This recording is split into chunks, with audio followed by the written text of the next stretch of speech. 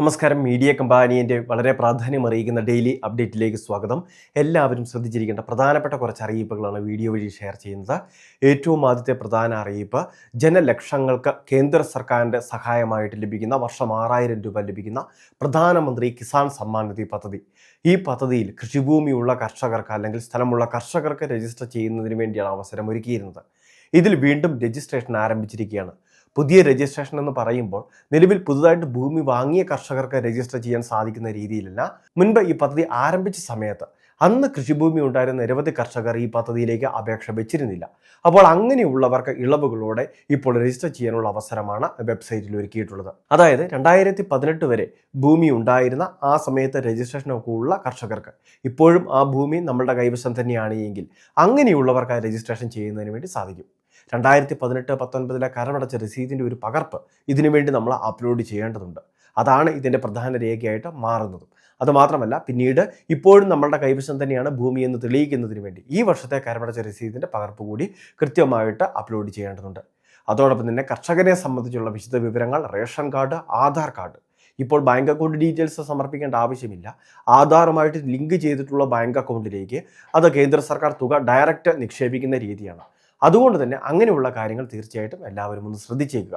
പ്രധാനമന്ത്രിയുടെ 2000 രൂപ വീതം വർഷം 3 ഗഡുക്കളാണ് നമുക്ക് ലഭിക്കുക. അപ്പോൾ ഈ സഹായം വേണ്ടവർ, ഇനിയും ഈ പദ്ധതിയിലേക്ക് രജിസ്റ്റർ ചെയ്യാത്ത 2018 കൃഷിഭൂമി സ്വന്തമായിട്ടുണ്ടായിരുന്നവർക്ക് ഇപ്പോൾ രജിസ്റ്റർ ചെയ്യാനുള്ള അവസരമുണ്ട്.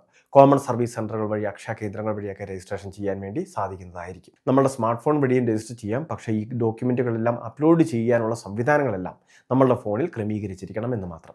രണ്ടാമത്തെ മറ്റൊരു പ്രധാനപ്പെട്ട അറിയിപ്പ്, നമ്മളുടെ സംസ്ഥാനത്തെ 60 വയസ്സിന് മുകളിൽ പ്രായമുള്ള വ്യക്തികൾക്ക് 10,000 രൂപ വരെ സഹായം ലഭിക്കുന്ന സാമൂഹ്യ നീതി വകുപ്പിൻ്റെ ഒരു പദ്ധതിയുണ്ട്.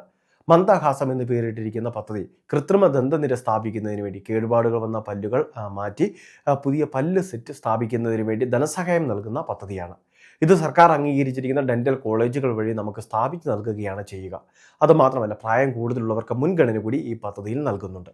ഈ പദ്ധതിയിലേക്ക് രജിസ്റ്റർ ചെയ്യാനുള്ള അവസരം 2025 ഡിസംബർ മാസം 31-ാം തീയതിയോടെ അവസാനിക്കുകയും ചെയ്യും. അപേക്ഷ വെക്കാൻ താല്പര്യമുള്ളവർ എത്രയും വേഗം അപേക്ഷകൾ സമർപ്പിക്കുക.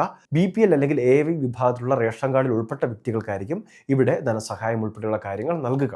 അതുകൊണ്ട് തന്നെ എത്രയും വേഗം അപേക്ഷ വെക്കുന്നതിന് വേണ്ടി ശ്രദ്ധിക്കുക. ഗുണഭോക്താവിൻ്റെ ആധാർ കാർഡ്, അതോടൊപ്പം തന്നെ ഒരു ഡെന്റിസ്റ്റ് സാക്ഷ്യപ്പെടുത്തിയ പല്ലുകൾ മാറ്റി സ്ഥാപിക്കാൻ അനുയോജ്യമാണ് എന്നൊക്കെയുള്ള കാര്യങ്ങൾ ഉൾപ്പെടെ വിശദമാക്കുന്ന ഒരു സാക്ഷ്യപത്രം ഉൾപ്പെടെയുള്ള കാര്യങ്ങൾ വാങ്ങണം. അതോടൊപ്പം തന്നെ നമ്മുടെ പ്രായം തെളിയിക്കുന്ന ഡോക്യുമെൻറ്റുകൾ ഉൾപ്പെടെയുള്ള കാര്യങ്ങൾ വേണ്ടതാണ്. അതോടൊപ്പം തന്നെ ബാങ്ക് വിശദാംശങ്ങൾ ആവശ്യപ്പെട്ടാൽ അത്തരം രേഖകൾ കൂടി സമർപ്പിക്കുന്നതിന് വേണ്ടി ശ്രദ്ധിക്കുക. സാമൂഹ്യ നീതി വകുപ്പിന്റെ സുനീതി പോർട്ടൽ വഴിയാണ് അപേക്ഷകൾ രജിസ്റ്റർ ചെയ്യേണ്ടത്. ഏറ്റവും അവസാനത്തെ പ്രധാന അറിയിപ്പ്, സംസ്ഥാനത്ത് 2025 ലൈഫ് മിഷൻ അർഹതയുള്ളവരുടെ ലിസ്റ്റുകൾ വീണ്ടും ഒന്നുകൂടി പുതുക്കി നിശ്ചയിച്ചിട്ടുണ്ട്. പഞ്ചായത്ത് ഇലക്ഷനുകളൊക്കെ അടുത്തു വന്ന സമയത്താണ് നിലവിൽ മുൻപ് പട്ടികയിൽ ഇല്ലായിരുന്ന ആളുകളിലും അർഹതയുള്ളവരെയൊക്കെ കൂടുതൽ ഈ ലിസ്റ്റിലേക്ക് ഉൾപ്പെടുത്തി ഒരു അന്തിമ ലിസ്റ്റ് എന്ന രീതിയിൽ അല്ലെങ്കിൽ പുതിയ റാങ്ക് ലിസ്റ്റൊക്കെ തയ്യാറാക്കിയിട്ടുള്ളത്. അതായത് വരുന്ന ഭരണസമിതിയൊക്കെ അധികാരത്തിലെത്തിയ ശേഷം അടുത്തതായിട്ട് പാർപ്പിടം ലഭിക്കാൻ പോകുന്നവരുടെയൊക്കെ ഒരു ലിസ്റ്റ് ആയിരിക്കും ഇത്. അതുകൊണ്ട് തന്നെ പുതിയ ലിസ്റ്റിൽ നമ്മുടെ പേരൊക്കെ ഉണ്ടോ, എത്രാമതാണ് നിലവിലുള്ള സ്ഥാനം എന്നൊക്കെയുള്ള കാര്യങ്ങൾ ഗുണഭോക്താക്കൾ ശ്രദ്ധിക്കേണ്ടതാണ്. മുൻപ് അപേക്ഷകൾ സ്വീകരിച്ചിരുന്ന അന്ന് റാങ്ക് ലിസ്റ്റിൽ ഉൾപ്പെട്ടവരെ കൃത്യമായിട്ട് അവരുടെ മുൻഗണന അടിസ്ഥാനത്തിൽ തയ്യാറാക്കുകയും അതിനാണ് ഇപ്പോൾ ചുരുക്കപ്പട്ടികയൊക്കെ തയ്യാറാക്കിയിട്ടുള്ളത്. പുതുതായിട്ട് ഈ പദ്ധതിയിലേക്ക്, ലൈഫ് മിഷൻ പാർപ്പിട പദ്ധതിയിലേക്ക് അപേക്ഷകൾ സ്വീകരിക്കുന്നില്ല. അതുകൊണ്ട് തന്നെ തീർച്ചയായിട്ടും നിലവിലുള്ള ലിസ്റ്റിലെ സ്ഥാനം ഉയർന്നിട്ടുണ്ടോ എന്നൊക്കെയുള്ള കാര്യങ്ങൾ കൃത്യമായിട്ട് നമ്മളൊന്ന് പരിശോധിച്ച കാര്യങ്ങൾ മനസ്സിലാക്കുക. നിലവിൽ 4 ലക്ഷം രൂപയോളം സഹായം ലഭിക്കുന്നു. തൊഴിലുറപ്പ് പദ്ധതി വഴി 100 പ്രവൃത്തി ദിനങ്ങൾ നമ്മുടെ വീടുകളിൽ പൂർത്തീകരിക്കാനുള്ള അവസരമുണ്ട്. സോക്പിറ്റ് നിർമ്മാണ യൂണിറ്റിൻ്റെ സഹായമായിട്ടും ധനസഹായമുണ്ട്.